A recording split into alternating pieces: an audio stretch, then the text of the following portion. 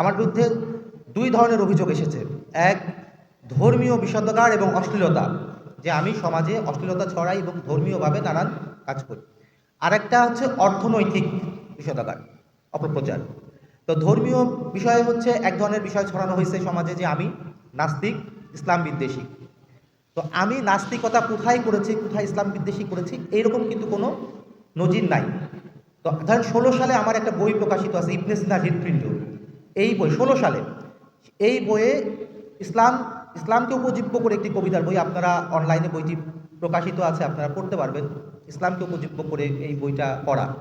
তো সেই জায়গা থেকে দেখেন বাংলাদেশে যারা আছে যে কালচারাল সেক্টরে কাজ করে, এরকম অনেকেই আছেন যারা আমাকে বলতেছেন, যেমন একজনের উদাহরণ দিই, পিপুলস অ্যাক্টিভিস্ট কোয়ালিশন এর মুখপাত্র রাদুল মোহাম্মদ, উনি কয়েকদিন আগে আমাকে নিয়ে একটা স্ট্যাটাস দিচ্ছে। সেটাতে উনি আমাকে বলতেছে যে বাংলাদেশের মুসলমানের সাংস্কৃতিক অধিকার আদায়ের লড়াইয়ে সিফাও সালার কবি সাইয়েদ জামিল। তো আমাকে বলতেছে, এক পক্ষ বলতেছে ইসলামিক সাংস্কৃতিক অধিকার আদায়ের সিফাও সালার, আর এক পক্ষ বলতেছে হচ্ছে নাস্তিক ইসলাম বিদ্বেষী। তো যারা নাস্তিক ইসলাম বিদ্বেষী বলতেছে, আমি তাদের আইডিগুলো চেক করেছি যে তারা কারা। তো অধিকাংশ সময় দেখা যাচ্ছে যে প্রায় 95% হচ্ছে বিএনপি নেতৃবৃন্দ বা বিএনপি কর্মী টর্মী, এই ধরনের বট বাহিনী। আর এর বাইরে কিছু সাধারণ মানুষ ওই প্রচার দ্বারা প্রভাবিত হয়ে এই ধরনের কথা বলতেছে। তো আপনাদের কাছে আমার বিতর্কের বিষয়টা নতুন, কিন্তু আপনারা সাংবাদিক যারা আছেন, অনেকে আমাকে চিনেন, তাদের কাছে এই বিষয়টা কিন্তু নতুন না। এই ধরনের বিতর্ক আমাকে নিয়ে 10 বছর আগেও ছিল। যখন আমি প্রথম আলো পুরস্কার পেয়েছিলাম তখন থেকেই মূলত এই বিতর্ক, এবং আওয়ামী লীগের সময় যখন আমরা মুসলমানের অধিকার আদায়ের পক্ষে কথা বলতাম, শিবিরের পক্ষে বয়ান উৎপাদন করতাম, যখন ইসলামের পক্ষে কথা বলাই ছিল বিপদ, জঙ্গি আখ্যা, আমাকে জঙ্গি আখ্যা দেওয়া হয়েছে, শিবির আখ্যা দেওয়া হয়েছে। তো সেই সমস্ত জায়গা থেকে রিস্ক নিয়ে কথা বলেছি। তো আমি যেহেতু, আপনারা জানেন যে আমি যেহেতু লেখক মানুষ, কবি মানুষ, লেখালেখি করলে, কবিতা লিখলে নানান রকমের অপপ্রচার ছড়ায়। আপনারা অতীতেও দেখেছেন যে কাজী নজরুল ইসলামকেও কাফের বলা হয়েছে, এবং কাজী নজরুল ইসলাম এখানে ফরিদপুরে তিনি আইন পরিষদের নির্বাচনও করেছিলেন। আপনারা দেখেছেন যে মোহাম্মদ ইকবাল, উর্দু কবি বিখ্যাত, তাকেও কাফের বলা হয়েছে, পরবর্তীতে তার নামের সঙ্গে আল্লামা যুক্ত হয়েছে। তো এই ধরনের একটা সমস্যা আমি ফেস করেছি। আর এরপরে আসি হচ্ছে অর্থনৈতিক যে বিষয়, সেটা হচ্ছে অনেকেই ভাবতেছেন যে আমি হয়তো অর্থের বিনিময়ে মনোনয়ন কিনেছি। আবার কেউ বলতেছে আমি হয়তো অনেক অর্থ পেলে, বিপক্ষ শক্তির কাছ থেকে অনেক অর্থ পেয়ে আমি হয়তো এই প্রার্থিতা প্রত্যাহার করে দেব। কিন্তু যারা আমাকে গত 10 বছর ধরে চেনেন বাংলাদেশে, তারা হয়তো আমাকে জানেন যে আমি এই ধরনের যে বিষয়, সেটার সঙ্গে আমি কখনোই, আমার মানসিকতা এরকম না।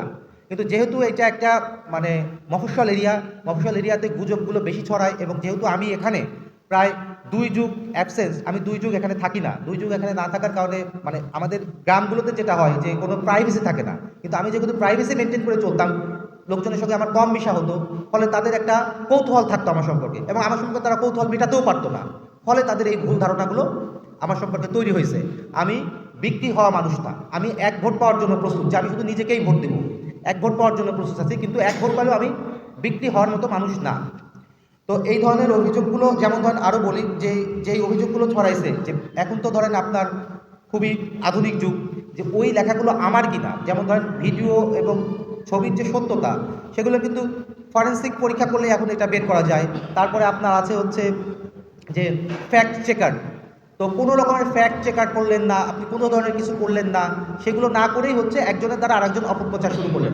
আরেকজন সাংবাদিক যে আরেকজন বিএনপি নেতার কাছে জিজ্ঞেস করতেছে যে সাইয়েদ জামিলের কি অবস্থা, বিএনপি নেতা বলতেছে ওরে তো কেউ চেনে না। আপনি বুঝেন পরিস্থিতি। তা বিএনপি নেতার কাছে আমারে বললে সে কি আমার প্রশংসা করবে? করবে, যদি সে বিএনপির হাই লেভেলের নেতার কাছে যায়। সে আসতেছে আরেকজনের কুটির কাছে, এবং সে আরেকটা নেগেটিভ কথা ছড়াচ্ছে। তো এই ধরনের ঘটনাগুলো আমার সঙ্গে ঘটছে। তো এগুলোর আমি মূলত এগুলো যে আমার না, আবার আমি যে খুব পুত পবিত্র মানুষ, আমি কিন্তু সেটাও দাবি করছি না। মানুষ হিসেবে আমার নিজেরও ভুল ভ্রান্তি আছে, আমি ভুল ভ্রান্তির ঊর্ধ্বে না। অতীতে আমার লাইফস্টাইল হয়তো একদম যে ইসলামিক লাইফস্টাইল সেটা ছিল না, কিন্তু আমি মুসলমানের ছেলে, আমি নিজে মুসলমান। আমি 5 ওয়াক্ত নামাজ হয়তো পড়তে পারি নাই, 3 ওয়াক্ত পড়েছি, 4 ওয়াক্ত পড়েছি। এখন আমি চেষ্টা করছি যে 5 ওয়াক্ত নামাজ পড়ার চেষ্টা করছি, এবং আমি আমাদের যেহেতু জামাত ইসলামের সঙ্গে যোগ, আপনারা জানেন জামাত ইসলামের লোকজন খুবই সৎ মানুষ, তারা চাঁদাবাজি করে না। এখন ধরেন আমি ধরলাম যে আমি অসৎ মানুষ ছিলাম বা আমি খারাপ মানুষ ছিলাম, আপনারা যেটা শুনেছেন সেটা তো আমি হয়তো একবার খারাপ কাজ করেছি, কিন্তু আমি তো কখনো সুদ খাই নাই, আমি তো কখনো ঘুষ খাই নাই, আমি তো কখনো চাঁদাবাজি করি নাই। তো যারা মানুষ এটা খুব আমার সম্পর্কে যারা বলতেছে, তাদেরটা দেখেন, বিপক্ষতে দেখেন তারা চাঁদাবাজি করতেছে এবং আমি যদি আমার ইনবক্সগুলো দেখাই, এই আমার যে আসন, এই আসনের অজস্র মানুষ আমাকে বলতেছে যে ভাই আমাদেরকে বাঁচান, কিন্তু আমার তো সক্ষমতাও কম, আমি কিভাবে বাঁচাবো? আমি নির্বাচিত হলে তারপরে এইটার বিষয়ে পদক্ষেপ নিতে পারি। আমি তো এখন সরাসরি আমি ব্যক্তিগতভাবে চাঁদাবাজদের বিরুদ্ধে বিদ্রোহ ঘোষণা করেছি, যুদ্ধ ঘোষণা করেছি, কিন্তু আমার সক্ষমতাও কম, সেটাও একটা বিষয়। তো আমি জনগণকে আহ্বান করব যে অপপ্রচারে কান না দিয়ে আপনারা সত্যের সঙ্গে থাকুন, এই জামাত এনসিপি জোটের সঙ্গে থাকুন, কারণ আগামী নির্বাচন খুবই টাফ একটা নির্বাচন। আপনারা জানেন যে দীর্ঘ 16-17 বছর আমরা গণতন্ত্রহীনতার ভিতর দিয়ে ছিলাম। তো আমরা ভারতীয় আধিপত্যবাদের বিরুদ্ধে রাজনীতি করেছি। তো এখন আবারও যদি আমরা ভারতীয় আধিপত্যবাদের কাছে পরাজিত হই, তাহলে আমাদের রাজনীতি আর থাকবে না, আমরা আবার সেই নির্যাতনের দিকে চলে যাব।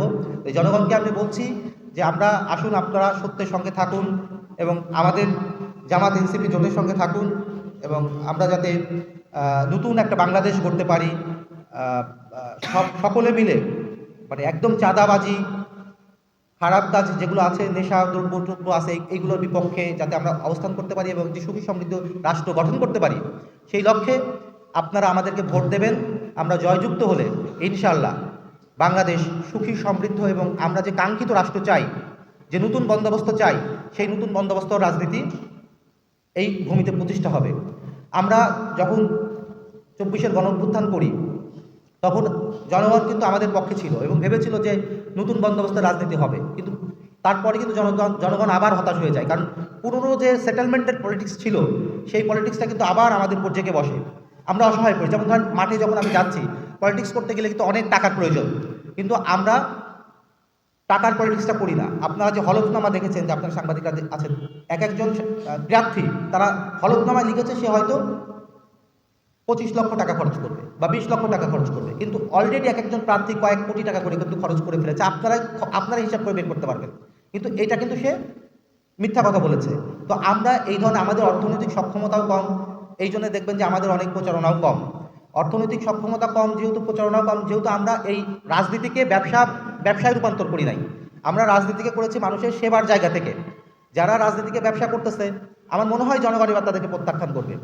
তো রাজনীতি তো আসলে শেষ পর্যন্ত মানুষের মানে সেবামূলকই কাজ। তো আমরা সেই জায়গা থেকে, নিজেদের জায়গা থেকে অনেক ছাড় দিয়ে এখানে এসেছি যে জনগণকে নিয়ে কাজ করতে চাই। জনগণ যদি আমাদের সঙ্গে থাকে, ইনশাল্লাহ আমরা ভালো কিছু করব।